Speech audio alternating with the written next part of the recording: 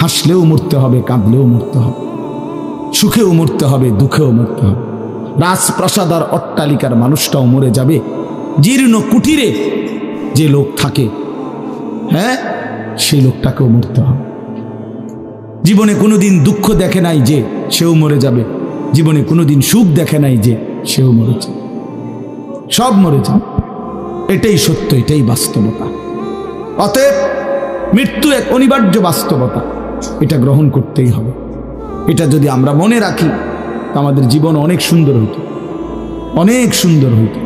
রাসূলুল্লাহ সাল্লাল্লাহু আলাইহি ওয়াসাল্লাম বলছেন, আকসিরু যিকরা হাদিমিল লাযযাত ইয়ানি আল মাউত। আল্লাহর নবী বলেন, আমার উম্মত তোমরা বেশি বেশি ওই জিনিসটা স্মরণ করো যে জিনিস তোমাদের সমস্ত স্বাদ, আনন্দ, আহ্লাদ চিরতরে মিটাই দিবে, তোমারে চিরস্তব্ধ করে দিবে। জলজ্জান্ত মানুষটা আমাদের সামনে হাঁটতো, চলতো, উঠতো, বসতো, ঘুরতো, ফিরতো, হ্যাঁ, সেই মানুষটা মনে করেন আমার চোখের সামনে নাই, তার লাশ আমার সামনে, আহা সেই লোকটা স্তব্ধ। পৃথিবীর কত মানুষ কত আওয়াজ করতেছে, কত শোরগোল করতেছে, কিন্তু এই লোকটা হাতও নাড়ে না, পাও নাড়ে না, চোখও মেলে না, আর কিছুই করে না। এ কি আশ্চর্য বিষয়! চোখের সামনের এই মানুষটা নাই, কি হলো তার? কে তারে থামায় দিল? কে তারে স্তব্ধ করে দিল? এ তো আমার মতো ঘুরতো, ফিরতো, হাঁটতো। আহ, আমার আব্বারে আমি কত দেখছি, একদিন আমার আব্বা চলে গেলেন। আমার দাদারে আমি কত দেখছি, আমার দাদা একদিন চলে গেলেন। আমার জ্যাঠারে আমি দেখে আসছি, দোয়া করে আসছি, ফু দিয়ে আসছি। এক সপ্তাহ পরে জ্যাঠা ইন্তেকাল করলেন, আবার এক সপ্তাহ পরে আমি গিয়া জ্যাঠার জানাজা পড়াইছি।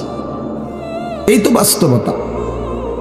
যুবক ভাই, তুমিও মনে রাখো, বয়স্ক বাবা আপনিও মনে রাখেন। হাসান বসরি রহমতুল্লাহ আলাই একজন বড় বুজুর্গ ছিলেন। উনি বলতেন, তিনি যখন কোনো যুবককে দেখতেন আর বয়স্ক দেখতেন, তো তিনি যুবকদেরকে বলতেন, ইয়া মা'শারাশ শাবাব ইন্না যারআ কাদ তুদরিকুল আহাতু ক্বাবলা আন ইয়াবলুগা। তিনি উপদেশ দিতেন, হে যুবকগণ শোনো, সব ফুল, সব ফল, সব গাছ চারা পরিপক্ক পাকা পর্যন্ত পৌঁছায় না, তার আগেই অগণিত ফুল, অগণিত ফল, অগণিত চারা গাছ ঝরে যায়, ঝরে যায়। এটা উনি মনে করাইতেন মৃত্যুর কথা। উনি এটা বুঝাইতেন, যুবক তুমি দেখো, একটা আম গাছের মধ্যে যতগুলো মুকুল ধরছে ফুল, সবগুলো আম হয় না। যতগুলো আম ধরছিল ছোট ছোট, সবগুলো বড় পাকা পর্যন্ত যায় না, তার আগেই ঝরে যায়। ঝরেই যায় বেশি, থাইকা যায় অল্প। তার মানে যুবক, কিশোর, তরুণ এই বয়সেই মৃত্যু হয় বেশি, বৃদ্ধ পর্যন্ত পৌঁছে কম। পুরা বাড়িতে অনেক সময় এমন হয় একজনও বয়স্ক লোক নাই, একজনও নাই। আমার ঘর, আমার বাপ চাচাদের যে ঘর, সেখানে আপনার এখন আমার চাচাতো ভাই, জ্যাঠাতো ভাই, আমার ভাই বেরাদর সব মিলাইয়া আমাদের ছেলে পেলে ভাই বাতিজা মিলে না হয়তো 60-70 জন আছি আমরা, কিন্তু আমাদের একজনও বয়স্ক লোক নাই। আমার দাদাও নাই, দাদিও নাই, জ্যাঠাও নাই, চাচাও নাই, আমার আব্বাও নাই, কেউ নেই। তাইলে কেন এমন হলো? তাহলে বোঝা গেল অধিকাংশই ঝরে যায়, কবরে চলে যায়, মৃত্যু হয়ে যায়। এই জন্য ধোঁকা না খাওয়া। আরেকটা হলো, বয়স্ক লোককে দেখলে উনি বলতেন, হাসান বসরি রহমতুল্লাহ আলাইহি, ইয়া মা'শারা শুয়ুখ, হে বৃদ্ধগণ। উনি তাদেরকে জিজ্ঞাসা করতেন যে, মা ইউনতাজারু বিসসারআ ইযা বালাগা, যখন কোনো ফসল পাইকা যায় তখন আর বাকি থাকে কি? কি বাকি থাকে? কাটা। কথা বলে না, কি বাকি থাকে? ক্বালু আল হাসাদ, বা কাটাটা বাকি থাকে, পাইকা তো গেছে। তার মানে আপনারা পাইকা তো গেছেন, বয়স তো হয়েই গেছে, আর শুধু মৃত্যুটা বাকি, আর শুধু মৃত্যুটা বাকি। তাইলে যুবককে বলতেন, তুমি ভেবো না তুমি বৃদ্ধ হবা, কারণ অসংখ্য ফুল তো আগেই ঝরে যায়, অসংখ্য ফল তো আগেই ঝরে যায়, অসংখ্য গাছ তো আগেই ঝরে যায়। আবার বৃদ্ধকে বলতেন যে আপনার তো আর কিছুই বাকি নাই, আপনি তো পাইকেই গেছেন, এখন শুধু কাটা, কবর, মৃত্যু ছাড়া আর বাকিটা কি? তাহলে মৃত্যু ভুলে না যাওয়া, মৌত ভুলে না যাও। রাসূলুল্লাহ সাল্লাল্লাহু আলাইহি ওয়াসাল্লাম বলেন, কাফা বিল মাউতে ওয়াইজান। নবীজি বলেন, কোন মানুষ যদি মৃত্যুর কথা স্মরণ করে তার ওয়াজের জন্য, নসিহতের জন্য এটাই যথেষ্ট, এটাই যথেষ্ট। আমরা কিতাবে পড়ছি হযরত ওমর রাদিয়াল্লাহু তাআলা আনহু, এত বড় সাহাবী, উনি বলতেন কুল্লা ইয়াউমিন ইউকালু মাতা ফুলান মাতা ফুলান ওয়ালা বুদ্দা মিন ইয়াউমিন ইউকালু মাতা ওমর। তিনি বলতেন, হায় শোনো, প্রতিদিন ঘোষণা হয় আজ অমুকের মৃত্যু হলো, অমুকের মৃত্যু হলো, অমুকের মৃত্যু হলো। অচিরেই একদিন ঘোষণা হবে আজ ওমরের মৃত্যু হলো, আজ ওমরের মৃত্যু হলো। উনি বলেন এই ঘোষণা শুনবে খুব দ্রুত একদিন। এই জন্য বাপ, এই আমাদের ব্যক্তিগতভাবে প্রতিনিয়ত মৃত্যু হচ্ছে, ঠিক এভাবে আমরা তো মরছি, একদিন এই গোটা আলমের মৃত্যু হবে। এই গোটা সৃষ্টিটাই আল্লাহ তাআলা গুটায় ফেলবে। আচ্ছা, কি আশ্চর্য কথা, এটা কি অবাক করা। এক মিনিট যদি কেউ বিবেক দিয়া ভাবে, যারে বলে কি হুজুর, বলেন কি, এত বড় আসমান ভেঙে যাবে, এই সূর্য খসে পড়বে, চাঁদ খসে পড়বে। আল্লাহ তাআলা বলছে ইযা সামাউন ফাতারাত, আসমান ভেঙে যাবে। ওয়া ইদাল কাওয়াকিবুন তাসারাত, তারকারাজি খসে খসে পড়বে। ইযা শামসু কুব্বিরাত ওয়া ইদাল কাওয়াকিবুন তাসারাত। আল্লাহ তাআলা বলছেন সূর্যটা গুটায় ফেলা হবে, পাহাড়গুলো বালির মতো, তুলার মতো উঠতে থাকবে। ইদা রাজ্জাতিল আরদু রাজ্জা, এই জমিনের মাটিগুলো রেজা রেজা, পাউডার পাউডার হয়ে যাবে। ইদাল বিহারু ফুজ্জিরাত, সমুদ্র, খাল, বিল, নদীর পানিগুলো সব টকবগে উতরাইয়া গরম হইয়া বাষ্পের মতো উড়ে যাবে। না কোথাও পানি থাকবে, না কোথাও গাছ থাকবে, না আসমান থাকবে, না জমিন থাকবে, কিছুই না। আচ্ছা, এটা কেমন কথা, এটা কেমন আশ্চর্য বিষয়। এই গোটা আলমের মৃত্যু হবে। আল্লাহ তাআলা কোরআনুল কারীমে বিশ্বাস করেন, অসংখ্যবার এই কথা এটা বলছে, এটা হবেই হবে। ইদা ওয়াকাতিল ওয়াকিআ, আল্লাহ বলেন এই ঘটনাটা ঘটবে। লাইসা লি ওয়াকাতিহা কাযিবা, এই ঘটনা মিথ্যা মনে করার মতো কেহ নাই। যেদিন ঘটে যাবে তখন আর কারো কোনো মিথ্যাবাদী আর থাকবে না, অর্থাৎ কেউ আর অস্বীকার করার সুযোগ হবে না। চোখের সামনে দিন, চোখের সামনে দিন। কোরআন শরীফে একটা সূরা আছে, সূরা হজ। ওই যে আমরা হজ করি না, এই হজ সূরাটার নাম।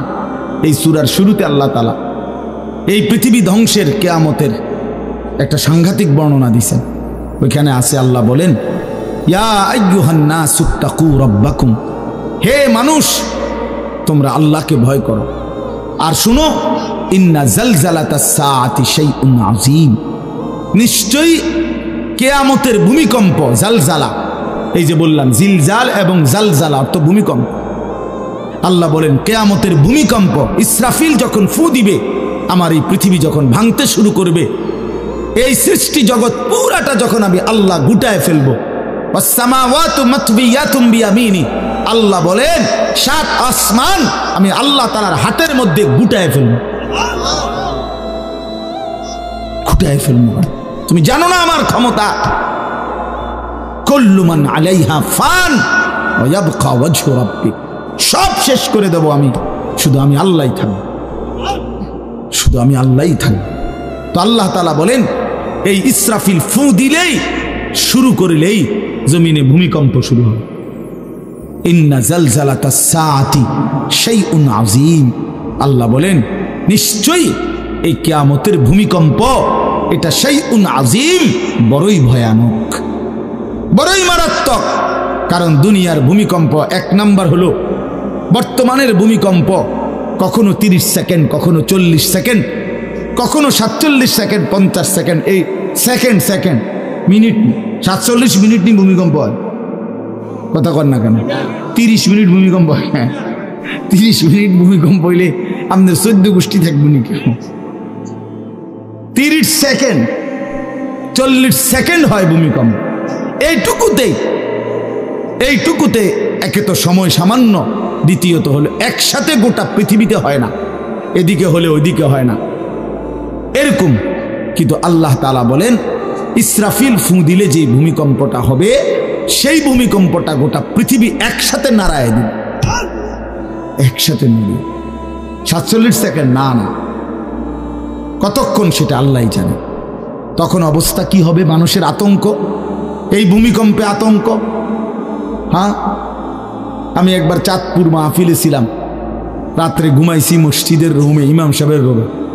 এই সময় ভূমিকম্প আইছে, দরজা খুলে দিছি দৌড়, মসজিদের মাঠে আইছি দাঁড়াইয়া, চাই যে পুরা গ্রামের মানুষ সব আইসা পড়ছে, হই হুল্লোড় চিৎকার, হায় হায়। অথচ সবাই চিৎকার দিতে দিতে ভূমিকম্প শেষ। ভূমিকম্প হয়েছেই তো অল্প একটু, কিন্তু এটুকুর আতঙ্কেই যা হুজুর পাবলিক বরাবর। কিসের হুজুর আর কিসের পাবলিক, বক্তা শ্রোতা সমান। এই এখন মনে করেন ভূমিকম্প হইলে আমরা সব দিব দৌড়, আমি এখানে বুজুর্গি দেখাই বইতাম। হ্যাঁ, আমি একটা বড় হুজুর বেটা প্রধান বক্তা, আমি লড়লে কি মানুষে কি করব? আপনি কি করবেন আমার সময় কো, আমার জান নিয়ে টানাটানি। আল্লাহু আকবার। তো এই সামান্য ভূমিকম্প, কিন্তু আল্লাহ তাআলা বলেন ইসরাফিল সিংহা ফু দিলে যে ভূমিকম্প হবে বান্দা, সেটা বড়ই ভয়ানক, সেটা সারা পৃথিবী নড়বে একসাথে। তখন কি হবে মানুষের আতঙ্ক? ইয়াউমা তারাউনাহা তাযহালু কুল্লু মুরদিআতিন আম্মা আরদাত। এই 1 নম্বরে আল্লাহ বলেন যে মা তার বাচ্চাটাকে দুধ পান করাইতেছিল, এই কোলের বাচ্চা, দুধের বাচ্চা, আপন মা তার দুধের বাচ্চা ভুলে যাবে, ফেলে দিবে, ছুঁড়ে মারবে, আর মা পাগলের মতো দৌড়ানো শুরু। কোরআন শরীফের আয়াত। ওয়াতাদাউ কুল্লু যাতি হামলিন হামলাহা। এবং আল্লাহ তাআলা বলেন যে মায়ের পেটের বাচ্চা 10 মাস পূর্ণ হয়ে গেছে, আগামী 2 ঘন্টা 5 ঘন্টা পরে বাচ্চাটা এমনিতেই প্রসব হইতো। আল্লাহ তাআলা বলেন ইসরাফিলের ফু দিলে জমিন যখন কাঁপতে শুরু করবে, তো এই গর্ভধারিণী মা, গর্ভবতী নারী পাগলের মতো এভাবে ছুটবে, দৌড়বে, নিজের গর্ভের বাচ্চা নিজেই পড়ে যাবে। ও তারান নাসা সুকারা, আল্লাহ বলেন মাতালের মতো সমস্ত মানুষগুলো ছুটতে থাকবে। ফাইদা বারিকাল বাসার ওয়া খাসাফাল কামার ওয়া জুমিআ আশ-শামসু ওয়াল কামার। আল্লাহ তাআলা বলে চন্দ্র সূর্য আলোহীন হয়ে যাবে, সূর্য চন্দ্র এক হয়ে যাবে। ওয়া জুমিআ আশ-শামসু ওয়াল কামার ইয়াকুলুল ইনসানু ইয়াওমাইদিন আইনাল মাফার। লোকেরা দৌড়বে আর ছুটবে, মানুষ একে অপরকে জিজ্ঞেস করবে ভাইয়া পালাবো কোথায়, দাঁড়াবো কোথায়? কোথাও তো স্থির কোনো জায়গা নাই, কোথায় দাঁড়াবো?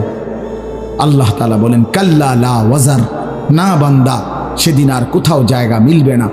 ইলা রব্বিকা ইয়াউমাইদিনিল মুস্তাকার, আজকে শুধুই কেবল তোমার আল্লাহর কাছেই আশ্রয় ঠিকানা। এভাবে বহু আয়াত কোরআনুল কারীমের মধ্যে আল্লাহ তাআলা বর্ণনা করছেন। আমার ভাই, তো এই ইসরাফিলের ফু দিলে গোটা আলমের মৃত্যু হবে, ভূমিকম্প শুরু হবে। তো এই ভূমিকম্প কেন হবে? এই কাঁপতে কাঁপতে সমস্ত কিছু ভাঙ্গা একসাথে, এই সব কিছু আল্লাহর সৃষ্টি, সমস্ত কিছুই জমিনের তলদেশে চলে যাবে। জমিন তখন খালি ফাঁকা, জমিনে তখন কিচ্ছু নাই, কিচ্ছু নেই, একটা সুতা মাটির উপরে থাকবে। এই প্রথমবার ইসরাফিল ফু দিলে সমস্ত কায়নাত, ইনসান, জিন, আল্লাহর সমস্ত সৃষ্টি মাখলুকাত সব জমিনের তলদেশে চলে যায়। মানুষ ও জিন ও অর্থ সম্পদ, স্বর্ণ রৌপ্য মণি মুক্তা হীরা জহরত সব সব সব একটা কাগজের অস্তিত্ব, সব কিছু, ওটা জমিন ফাঁকা। এভাবে কতদিন আল্লাহই জানে, কতদিন আল্লাহই জানে। হ্যাঁ মা ভাই, এরপরে একটা নির্দিষ্ট সময় পরে আবার আল্লাহ তাআলা ইসরাফিলকে জীবিত করবেন, করে আবার আল্লাহ তাআলা দ্বিতীয়বারের মতো ফু দিতে বলবেন। এই দুই ফুঁয়ের মাঝখানে কতদিন? নবী সাল্লাল্লাহু আলাইহি সাল্লামের এক হাদিসের মধ্যে বলছে 40 সাহাবীরা ব্যাখ্যা করছেন মুহাদ্দিসিন, সেই 40টা হতে পারে 40,000 বছর। 40,000। এই জন্য বাপ একটা কথা হলো, সর্বশেষ যেই লোকটা কবরে যাবে, শেষ যেই ব্যক্তি মরবে পৃথিবীতে, হতে পারে তাকেও শুধু কবরেই থাকতে হবে 40,000 বছর। 40,000 বছর। এরপরে তো আখিরাত। এই 40,000 বছর যদি কবরে আযাব হয়, 40,000 বছর যদি কবরে আযাব হয় ভাই, তখন কি হবে? এবার ভেবে দেখেন, এখন যারা কবরে যাচ্ছে, হ্যাঁ, নূহ আলাইহিস সালামের জামানায় যারা মারা গেছে, ইব্রাহিম আলাইহিস সালামের জামানায় যারা মারা গেছে, নবীজি সাল্লাল্লাহু আলাইহি সাল্লাম তো 1,500 বছর আগে ইন্তেকাল করছেন, 1450 বছর আগে। তো ওই সময়ে যারা মারা গেছে তারা কবরে পড়ে আছে আজকে 1,500 বছর, 1,500 বছর, 1500 বছর। তাহলে নূহ আলাইহিস সালামের জাতি কত বছর থেকে পড়ে আছে? কোথায় নূহ নবী, কোথায় আমাদের নবী? কত ব্যবধান! এই জন্য বাপ, শুধুমাত্র কবরের বিষয়টাই তো সাংঘাতিক, আখিরাত তো পরে। শেষ ব্যক্তিটাও যদি কবরে থাকতে হয় 40,000 বছর, তো এখনকার মানুষগুলো আছে কত কাল ধরে। তো এই যার কবরে আযাব হচ্ছে, আহা বাপ, সে কি পরিমাণ কষ্ট পাচ্ছে ভাইবা। দেখে কবরবাসীদের রুহের মাগফিরাত। আরে ভাইয়া, একবার চোখ বন্ধ করে 1 সেকেন্ড ভাবেন, আজ আমরা যাদের রুহের মাগফিরাত কামনা করলাম, এই 20 বছরের ব্যবধানে, 30 বছরের ব্যবধানে, 10 বছরের ব্যবধানে, 50 বছরের ব্যবধানে, আবার এর পরের লোকেরা আমাদের রুহের মাগফিরাত কামনা করে। এটা কি পরিমাণ বাস্তবতা, কি পরিমাণ বাস্তবতা! এটাকে অস্বীকার করার, না বুঝার কিছুই নাই। মৃত্যুকে না বুঝার কিছুই নেই। কারণ এত বেশি জলজ্জান্ত আল্লাহ তাআলা এটা আমাদের সামনে দেখাইছেন, এত মানুষের মৃত্যু আল্লাহ আমাদের সামনে দেখাইছেন, এটাকে অস্বীকার করার, না বুঝার কিছুই নেই। তো চলেন, এরপরে আল্লাহ তাআলা ইসরাফিলকে আবার জীবিত করবেন। জীবিত করে আল্লাহ তাআলা ইসরাফিল আলাইহিস সালামকে বলবেন, ইসরাফিল, আবার তুমি সিংহায় ফুঁ দাও। এইবার যখন সিংহায় ফুঁ দিবে, তখন ইসরাফিল আলাইহিস সালামের এই দ্বিতীয় ফুঁতে আবার ভূমিকম্প শুরু। আবার কি শুরু হবে? ও মাঝখানে ভাই, ওই ছেলে অপদার্থ, কথা বলো না, হাসাহাসি করো না, কারো কথা বাকি থাকলে, দুষ্টামি বাকি থাকলে উঠে চলে যাও, বাহিরে আলাদা জায়গা আছে। গাফেল সন্তান কোনো কিছুতেই যাকে কোনো আসর করে না। আহা, আপনারা জানেন না, আপনাদের এক এক ছেলের অবস্থা হলো কলিজাটা পাথর হয়ে গেছে, কোনো কিছুই তার কলিজা নাড়ায় না। এত শক্ত জানোয়ার যে খোদার 365 দিনে কোনো দিন ফজরের নামাজ পড়ে না, একদিনও না। মানুষের বাচ্চা এত বড় জানোয়ার হয় কেন? আরে তুই কোন মানুষের বাচ্চা? তুই কোন মার দুধ খাইলি? নাফরমান! কেমনে মানুষ হইল? এটা কি ধরনের মানুষ? একদিনও নামাজ পড়ে। ছি ছি ছি ছি ছি! মুসলমানের বাচ্চা এত বড় জানোয়ার হয় কেমনে? কোনো দিন নামাজ পড়ে না, 6 মাসে 9 মাসে কোনো দিন বলতে পারবে না নাফরমান কোনো দিন 5 ওয়াক্ত নামাজ পড়ছে কিনা। হায় হায়, এত বড় অসভ্য! মায়ের সন্তান হয় কেমনে? বাবার সন্তান হয় কেমনে? চিন্তা কর। কোনো কিছুই ছেলে পেলেদের হালাত হলে এই পরিমাণ লাগাম ছাড়া, কিসের মা কিসের বাবা, কে তার মা কে তার বাপ, কে কি তার ধর্ম, তার আল্লাহকে, তার রসুলকে, তারে বানাইছে কে, আসছে কোত্থেকে, কেন আসছে, কি করতেছে, কি করছে, কিচ্ছুর খবর, কিচ্ছুর খবর। আসে, হাঁটে, বুট খায়, বন খায়, মোবাইল টিপে, খারাইয়া মতে, বইয়া মতে, বন্ধু বান্ধবদের সাথে আড্ডা দেয়, মেয়ের পিছনে ঘুরে, অসভ্য অশ্লীল কথাবার্তা বলে, এটা কি একটা জিন্দেগি হলো? মিয়া ভেবে দেখেন। ওফ, কোন সুস্থ স্বাভাবিক মানুষ এমন হয়? বলো ভাইয়া বলো। রাগ করো না বাপ, কে তোমা করে মনে করাই দিব? কেউ মনে করায় না। হা, বাবা আমারও ফিকির শেষ, শুধু টাকা রোজগারের ফিকির। দেশে থাইকা পারো, নইলে বিদেশ গিয়া পারো, কোনো না কোনো ভাবে পয়সা রোজগার করো। টাকা রোজগার করলে মা বাপ খুশি, টাকা রোজগার না করলে না অখুশি। খালাস। এরপরে ইমান আছে কিনা, ইসলাম আছে কিনা, নামাজ আছে কিনা, কোরআন আছে কিনা, আল্লাহ চিনে কিনা, হালাল হারাম কিনা, জায়েজ না জায়েজ না, এত কিছু আমার দরকার। ফুতের জিগায়ও না যে ফুত কামাই যে করতেছ, কি হালাল কামাই করো না হারাম,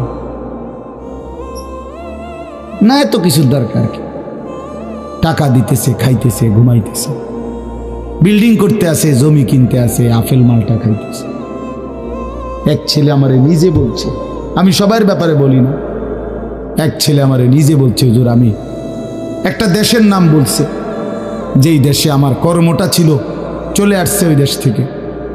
আমার বলছে, হুজুর আমার কর্মটা হলো এই, মদের বার, মদের হোটেলে নারী পুরুষ উলঙ্গ জিনা ব্যভিচার করে, আমার দায়িত্ব শুধু পাশে দাঁড়িয়ে মদের বোতল নিয়ে দাঁড়ায় থাকা, যতবার তারা চায় অতবার তাদেরকে মদ গ্লাসে ঢেলে দেওয়া, তাদের হাতে তুলে দেওয়া। এর বিনিময়ে আমার মাসে বেতন 2 লাখ টাকা। মুসলমান, মুসলমান, মুসলমানের সন্তান, বাংলাদেশের সন্তান। তো এই টাকা যখন বাবা খাচ্ছেন, বিল্ডিং করতেছে, কোনো টেনশন নাই। আমি আবারও বলছি, আমি সবার জন্য বলি না, ওই বলছে দেখে অট্টা কইছি, কথা বুঝছেন না? আমি তো নাম ঠিকানা বলি না। এই জন্য আমার বাপ, ডাক দিয়েন না, ডাক দিয়েন না, একজনও ডাক দিয়েন না, অসভ্যরে ডাক দিয়েন না। হ্যাঁ হ্যাঁ, ডাক দিবেন কেন? হাইওয়ানকে ডাক দিবেন কেন? শুনেন, আপনারাই শুনেন, এত এত মানুষ শুনতে হবে না, কোনো অসুবিধা নেই, কোনো অসুবিধা নেই। আমি তো এটাই বুঝাইতে চাইতেছি, প্রত্যেকটা মানুষ আজকে মুসলমান, আমরা ঘর দেখায়, ফার্নিচার দেখায়, বিল্ডিং দেখায়, শুধু দোয়া করেন, ঘরটা করছি, শুধু দোয়া করে। কিতা দোয়া করতে হবে না, কিতা দোয়া করতে, বিল্ডিং এর দোয়া কিতা, আবার ইট বালুর লেগে দোয়া করে লাভ কি বেড়া? হুজুর মোটরসাইকেল কিনছি, শুধু দোয়া করে দেন, কিতা দোয়া করতো? কি মোটরসাইকেলের দোয়া কিতা? আবার আজীব লাগে না? বাস্তব এগুলো ছাদ ডালাই দিই, কিন্তু দোয়া করে দেন, ছাদ ডালাই দোয়া। ওটা ছাদ ডালাই করে, ওটার ফুতে মোবাইলে অশ্লীল উলঙ্গ ছবি দেখে। ওটার সন্তান উনি দাঁড়াইয়া রয়েছে মিস্ত্রির সামনে, ওনার গাম বাইয়া বাইয়া পড়তেছে ছাদ ডালাইয়ের দিন, আর অসভ্য জানোয়ার সন্তান বন্ধুদের সাথে উলঙ্গ ছবি দেখতেছে। ওই জানোয়ারের জন্য উনি ছাদ ডালাই দিচ্ছে, ওই হাইওয়ানের জন্য উনি ঘর করে দিয়ে দেখতেছে। উনি কবরে জায়গা ঘর করে দিয়ে গেছে, এর জন্য ঘর করলেন? ছি ছি ছি ছি ছি। আমার দেওয়া ঘরে আমার কষ্টের কমাইয়ে এখানে বসে বসে রঙিন ছবি দেখবে, উলঙ্গ দৃশ্য দেখবে ঘরে শুয়া শুয়া সারা রাত। এর জন্যই আমার জীবনের এই অর্জন, এই ছিল আমার উপার্জনের উদ্দেশ্য। আহ, কতবার বললে বুঝবেন? কেমনে বললে বুঝবেন? কারে বললে বুঝবেন? আল্লাহ মাফ করে দেন। চলেন বাপ, তো বলতেছিলাম আল্লাহ তাআলা ইসরাফিল আলাইহিস সালামকে বলবেন আবার ফু দাও। তো তিনি দ্বিতীয়বারের মতো ফু দিলে জমিন আবার ভূমিকম্প শুরু হবে। এই ভূমিকম্পে জমিন কাঁপতে কাঁপতে এইবার জমিনের তলদেশে ওই প্রথমবার ফু দেওয়াতে ভূমিকম্প কাঁপতে কাঁপতে সব উপরে যা ছিল সব নিচে চলে গেছে। মনে আসেনি? এটা কইছি। তাহলে উপরটা কি? ফাঁকা। এইবার নিচে যা ছিল সব উপরে চলে আসবে। এই আসলেই এটা হাসরের মাঠ। সমস্ত নিচের জিনিস যা কিছু, একেবারে মানুষ, গরু, ছাগল, হাঁস, মুরগা, জিন, ইনসান, গদ, দুয়ার, বাজার, ব্যবসা, দোকান, টাকা, হীরা, জহরত, মণি, মুক্তা, টাকা পয়সা, অর্থবিত্ত, সব সোজা কথা জমিনের তলদেশের সব কিছু জমিনের উপরে উঠে আসবে। এই উঠে আসলেই এটা হাসরের মাঠ। এইটা, এই হাসরের মাঠ কোনটা জানেন? এই যেখানে বসে আছেন এখন, এটাই হাসরের মাঠ। এই জমিনের উপরেই হাসরের মাঠ। বাকি শুধু আল্লাহ কোরআন বলছে ইদাল আরদু মুদ্দাত, আমি আল্লাহ জমিনটাকে টেনে আরো লম্বা করে দেব, আরো বড় করে দেবো আর কি, প্রশস্ত করে দেবো। কারণ ওই যে পিসের মানুষ খারাপ লাগবে না, মানুষ তো দাঁড়াইব সেই আদম আলাইহিস সালাম থেকে নিয়া। মানুষ বেশি না, মানুষ, গরু, ছাগল, হাঁস, মুরগা, জিন, ভূত সব খারাপ না, সব দাঁড়াবে। এই জন্য আল্লাহ তাআলা বলেন জমিন আমি প্রশস্ত টেনে দিব, লম্বা করে দিব, এতটুকু। বাকি এটাই হাসরের মাঠ, এটাই হাসরের মাঠ। এই কথাটাই এখানে আল্লাহ তাআলা উল্লেখ করছেন। ইদা জুলজিলাতিল আরদু জিলজালাহা, যখন দ্বিতীয়বারের মতো ইসরাফিলের ফু দিলে জমিনের ভূমিকম্প শুরু হবে। ওয়া আখরাজাতিল আরদু আসকালাহা, আল্লাহ তাআলা বলেন তখন জমিন তার তলদেশে যা ছিল সমস্ত জমিনের তলদেশে, এগুলো এতদিন জমিনের বোঝা ছিল, বোঝা মানে মাটির নিচে, এগুলো সে মনে যেন ফুজা কান্দে লইছে। এবার ওয়া আখরাজাতিল আরদু আসকালাহা, জমিন তার বোঝা মানে জমিনের তলদেশে যা ছিল সে এবার তা জমিনের উপরে উঠায়, উপরে উঠায়। এরপরে আশ্চর্য কথা শুনেন, এর পরের কথাটার জন্য রাসূলুল্লাহ সাল্লাল্লাহু আলাইহি সাল্লাম হাদিসে বলছেন, এই ভাই শুনেন, ছেলেরা তোমরাও শোনো। নবী সাল্লাল্লাহু আলাইহি সাল্লাম বলেন এই জমিনের তলদেশ থেকে যখন সবকিছু উপরে উঠে আসবে তখন অর্থ সম্পদ, হীরা জহরত, মণি মুক্তা, স্বর্ণ রৌপ্য এগুলো স্তূপ আকারে উঠে আসবে জমিনের উপরে, মানে হাসরের মাঠে। তো নবীজি একেবারে স্পষ্ট হাদিস, নবীজি সাল্লাল্লাহু আলাইহি সাল্লাম বলেন তখন এই স্বর্ণ রৌপ্য, টাকা পয়সা, হীরা জহরত এগুলো, এই অর্থ সম্পদগুলো আল্লাহর কুদরতে কথা বলবে। স্বর্ণের টুকরা কথা বলবে, কথা বলবে, রৌপ্যের টুকরা কথা বলবে, এগুলো কথা বলবে। কথা কি বলবে? এগুলো তখন ওই নাফরমান মানুষগুলোকে ডাক দিবে, ডাক দিবে, আইয়ুহাস সারিক, হে চোর, এদিকে এই সম্পদের জন্য চুরি করেছিলে, আজ যা দরকার নেও। আইয়ুহাল কাতি, হে ডাকাত, এদিকে এদিকে আসো, এই সম্পদের জন্য ডাকাতি করছিল, আজ নেও। হে আত্মীয়তার, আইয়ুহাল কাতি, আত্মীয়তার সম্পর্ক ছিন্নকারী ব্যক্তি, আসো। এই জন্য ভাইয়ের সাথে যুদ্ধ করছো, বোনের সম্পদ নষ্ট করছো, চাচারে সম্পত্তি দাও নাই, এই জন্য, এই দুনিয়ার জন্য নেও, এখন না, এখন যা লাগে নেও। এইভাবে প্রত্যেক নাফরমান পাপীকে, হে হারামখোর, সুদ করে দিগা, এখানে টাকা যা লাগে নে, নে বাটপার, এখান থেকে টাকা নে, কি পরিমাণ টাকা দরকার ছিল তোর, নে। এইভাবে রাসূলুল্লাহ সাল্লাল্লাহু আলাইহি সাল্লাম বলেন দুনিয়ার এই সম্পদগুলো কথা বলবে আর ডাকবে। ডাকলে মানুষ, আচ্ছা এটা তখন কেরম লিখবো? কথা বোঝেন নাই? এটি যখন কথা বলবে, ডাকাডাকি করবে, মানুষ কি বলবে? লোকেরা তো সবাই দাঁড়াইছে, মানুষও তো দাঁড়াইছে, তারারই তো ডাকতেছে, তো তারা কি বলবে? ওয়াকালাল ইনসানু মা লাহা, আল্লাহ নিজেই বলতেছে, লোকেরা তখন মানুষগুলো বলবে মা লাহা, এটা কি হলো? আরে এইটা কি কারবার? এগুলো কথা বলে কেমনে? এগুলো কি কয়? এরা আমারে চিনলো কেমনে? আমি যে সিটার, আমি বাটফারে চিন্তা লাগলো, ইন্নালিল্লাহ, একের পুরা ধরা, অনবিচার আচার কিছুই শুরু হয়েছে না, এখনই বেজ্জুতি, বাকিটা তো অবস্থা খারাপ। মানে অর্থাৎ মানুষগুলো অবাক হয়ে বলবে মা লাহা, কি হলো জমিনে, কি হলো এগুলোর, এরা এমন করছে কেন, এরা কথা বলছে কেন? আল্লাহ বলেন ইয়াউমাইদিন তুহাদ্দিসু আখবারাহা। আল্লাহ তাআলা বলেন, বান্দা হে কি দেখছো হবে? এই মাত্র দেখলা স্বর্ণরূপ্য টাকা পয়সা কথা বলে, এখনে না দেখবা আসল খেলাটা।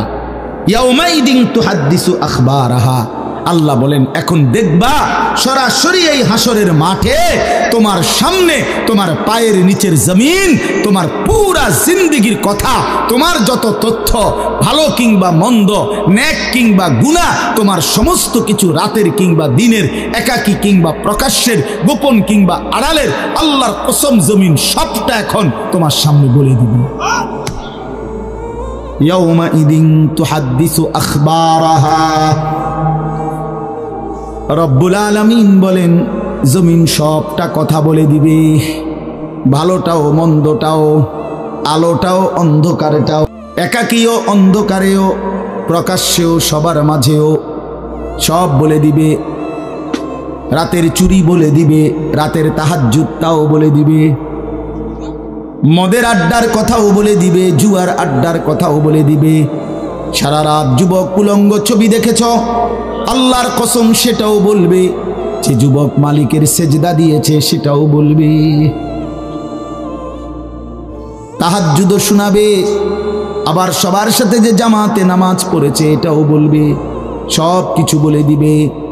আল্লাহ বলেন যদি মানুষ ভাবতে চাও জমিন কিভাবে কথা বলে, স্বর্ণরৌপ্য কিভাবে কথা বলে, আল্লাহ বলেন বিআন্না রাব্বাকা আওহা লাহা, আল্লাহ তাআলা আদেশ করেছেন বলেই কথা বলে।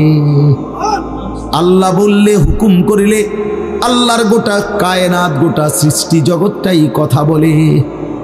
ওয়াশাহিদা আলাইহিম সামউহুম ওয়া আবসারুহুম ওয়া জুলুদুহুম বিমা কানু ইয়ামালুন।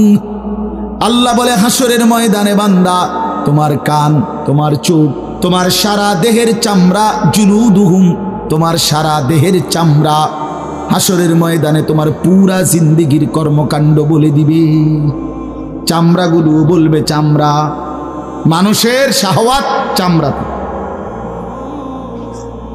এই জন্য সমস্ত যৌনতার ঘটনা, অসভ্যতার ঘটনা শরীরের চামড়া বলে দিবে। মানুষের শাহওয়াত চামড়া, কথা বুঝছেন কিনা? হ্যাঁ, চরমে চামড়ার মধ্যে শাহওয়াত, কামনা, বাসনা, যৌন চাহিদা।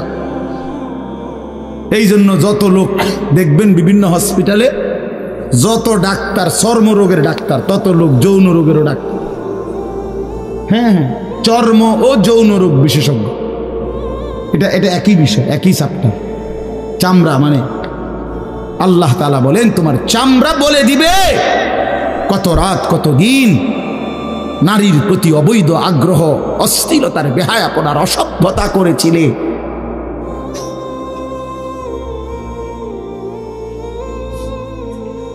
হায় হায়, বিআন্না রাব্বাকা আওহা লাহা। আল্লাহ বলেন আমি আল্লাহ হুকুম করেছি বলে কথা বলি। এই জন্য আল্লাহ হুকুম করিলে চামড়াও কথা বলে, কানেও কথা বলে। এখন কি কানে কথা বলে? কিন্তু সেদিন বল চোখেও কথা বলবে। এখন চোখ কথা বলে না, মানে সব কিছুর জবান খুলবে, সব কিছু। আপনারা বলেন আমরা তো মনে করি জিহ্বায় কথা বলে না, জিহ্বায় কথা বলে না, আল্লাহর হুকুম হইলে কথা বলে। নাহলে যেই লোক বোবা তারও তো জিহ্বা আছে, আছে না? তো সে কথা বলে না। যে লোক কানে শুনে না, তো তার কি আপনার এইভাবে কান বলতে কিছু নাই? তো সে শুনে না কেন? কথা বলেন না কেন? আল্লাহর হুকুম। যার চোখ, যে চোখে দেখেন, এই যে জুয়েল ভাই, আমি মূলত তার মহব্বতেই মাহফিলটা দিছি। তো এই যে দেখে না, তো তার এভাবে তো চোখ আছে, সে দেখে না কেন? আল্লাহ তাআলার হুকুম নাই বলে দেখে। ঠিক কিনা বলেন না কেন? মজার বিষয় হলো রাসূলুল্লাহ সাল্লাল্লাহু আলাইহি সাল্লাম হাদিসে স্পষ্ট বলেছেন, বিশ্বাস করেন, একেবারে বিশুদ্ধ হাদিস। আল্লাহ তাআলা তার দুইটা চোখ নিয়ে গেছে। নবীজি বলছেন সে যদি সবর করে আল্লাহর হুকুমের উপরে চলতে পারে, রাসূলুল্লাহ সাল্লাল্লাহু আলাইহি সাল্লাম বলেন আল্লাহ তাআলা তাকে এই দুইটা চোখ নিয়ে যাওয়ার কারণে, অন্ধ বানানোর কারণে সে যে সবর করলো, আল্লাহ রসুল বলছেন আল্লাহ তাআলা নিশ্চিত তাকে জান্নাত দান করবে। এই জন্য তুমি ভাই সবর করো। মালিকের এই দুনিয়া দেখতে পারলা না তো অপেক্ষা করো, একদিন জান্নাত দেখবা, জান্নাতের হুর দেখবা, তো আরো মজা হবে যে আমি প্রথমেই জান্নাতই দেখলাম, জান্নাতই দেখলাম। যা মালিক দুনিয়া দেখলাম না তোমার, তুমি আমারে জান্নাত দেখাই। আল্লাহ তৌফিক দান করুন। ইয়াউমাইদিন ইয়াসদুরুন নাসু আশতাতান লিয়ুরাউ আমালাহুম, আল্লাহ বলেন তখন দলে দলে ফেরেশতারা মানুষগুলোকে লাইনবদ্ধ সারিবদ্ধ করে দলে দলে বানাবে। লোকেরা পরস্পর প্রত্যেকটা মানুষকে ফেরেশতারা আলাদা আলাদা গ্রুপ বানিয়ে দেবে হাসরের ময়দানে। তখন প্রত্যেকে এই গ্রুপে গ্রুপে দলে দলে লিয়ুরাউ আমালাহুম, নিজেদের আমল নামা নিজেদের আমল দেখবার জন্য সামনে এগিয়ে যাবে। অর্থাৎ প্রত্যেককে তার আমল নামা দেখবার জন্য দেওয়ার জন্য নির্দিষ্ট জায়গায় নিয়ে আসবে। নেওয়ার পরে সেখানে প্রত্যেকের ফাইল, প্রত্যেকের খাতা আমল নামা তার হাতে তুলে দেওয়া হবে। দিলেই সে দেখবে। আল্লাহ বলতেছেন ফামান ইয়ামাল মিসকালা যাররাতিন খায়রান ইয়ারা, এক বিন্দু এক অণু পরিমাণ পরমাণু পরিমাণ সামান্য থেকে সামান্য পরিমাণও নেকি কল্যাণ তাও তুমি দেখতে পাবা। ওমান ইয়ামাল মিসকালা যাররাতিন শাররান ইয়ারা, বিন্দু থেকে বিন্দু মন্দ যা করেছিলে তাও তুমি দেখতে পাবে। এক জাররা, মূলত জাররা বলে তাফসীরের মধ্যে লিখছে লা ওয়াজনা লাহু লা জিনাতা লাহা, যেটার কোনো ওজন হয় না, এত সামান্য, এত সামান্য ওজন নাই, মানে 100 গ্রামও না, 10 গ্রামও না, 1 গ্রামও না, আধা গ্রামও না, এত সামান্য, এটা কোনো ওজন নাই, ওজন নাই, ওজন আসে না আর কি, ওজনে হয় না, এরে বলে জাররা। তাফসীরের মধ্যে লিখছে কোনো ব্যক্তি, হযরত আব্দুল্লাহ ইবনে আব্বাস বলেন, কোনো ব্যক্তি যদি মাটিতে এমনি হাত মারে, মানে হাত লাগাই আবার উঠাই লাইছে, তখন এই যে বালুগুলো লাগছে, এই বালুর যেগুলো হাত থেকে ঝরে পড়ে কণা, এগুলো তার চাইতে সামান্য এক জাররা। আমার উস্তাদ বলছিলেন ছাত্র জীবনে আমাদেরকে যে মানুষ যে কাপড় ধুইয়া চিপে, কাপড় এমনি চিপ্পা রৌদ্র দেয় না, মানে চিপ্পাই তো ফানি ফেলায়, তো কাপড় চিপ্পা সাইরা মানুষের একটা স্বভাব হইল রৌদ্র দেওয়ার আগে এটার একটা ঝাড়া মারে, লুঙ্গিটারে একটা আগে কি মারে, ঝাড়া দিয়া এরপরে দেয়। এই যে লুঙ্গিটা ঝাড়া দিলে যে ছোট্ট ছোট্ট পানির ফোঁটা ছিটকাইয়া পড়ে, এই ফোঁটা এগুলো পিচ্ছি পিচ্ছি এগুলো এক একটা জাররা অথবা তার চাইতে ছোট, এটার ওজন আসবে না, এটা 1 গ্রামও হবে না, আধা গ্রামও হবে না। এই সামান্য ভালোটাও তুমি দেখবা, মন্দটাও দেখবা। কেমনে আড়াল করবেন ভাই? নিজেকে আড়াল করবেন কেমনে বাপ? যুবক তুমি কেমনে আড়াল করবা?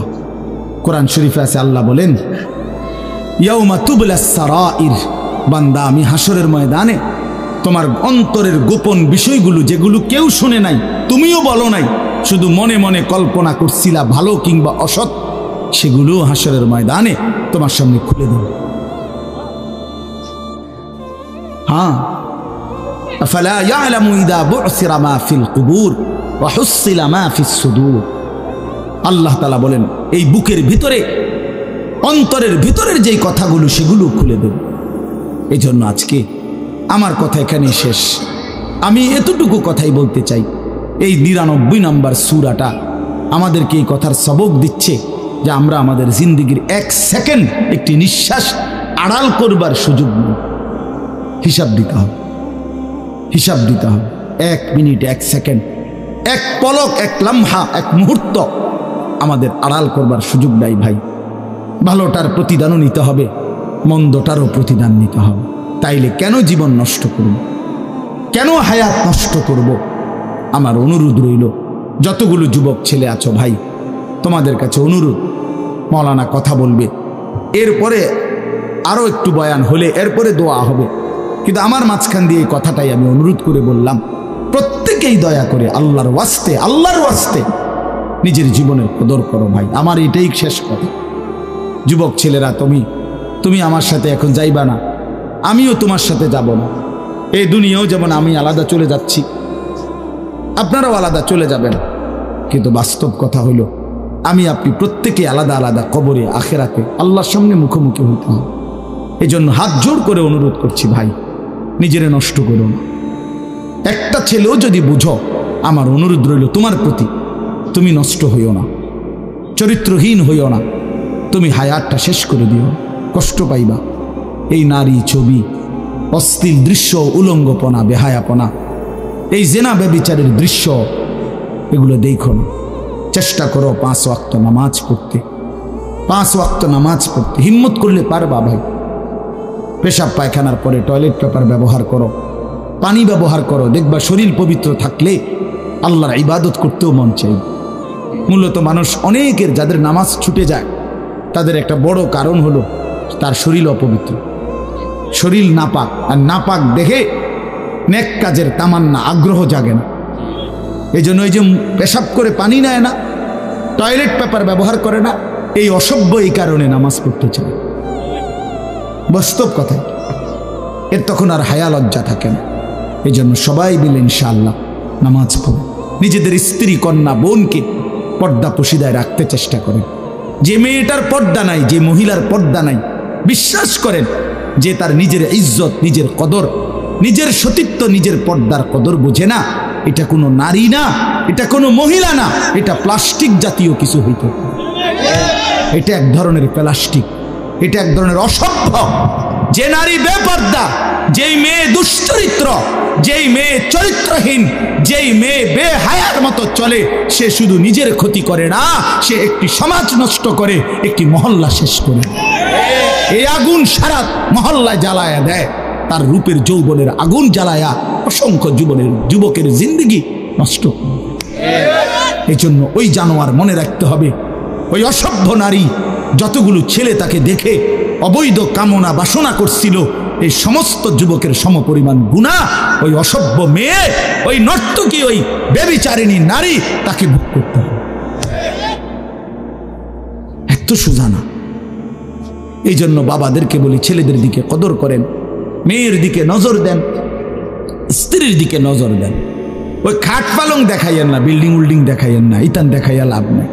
হুইতে লাইলে সবারই ঘুমাইয়া লায়, পরিশ্রম করে ঘুমাইলে এত কিছু লাগে না। কত মানুষ আছে এরকম যারা ফাওটাও দোয় না, জুতাই নাই, বেটা ফাও দিব কি দিয়া বেটা। হ্যাঁ, সময় করুন।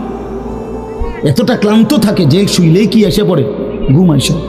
আল্লাহ আমাদের সবাইকে কদর করার তৌফিক দান করেন।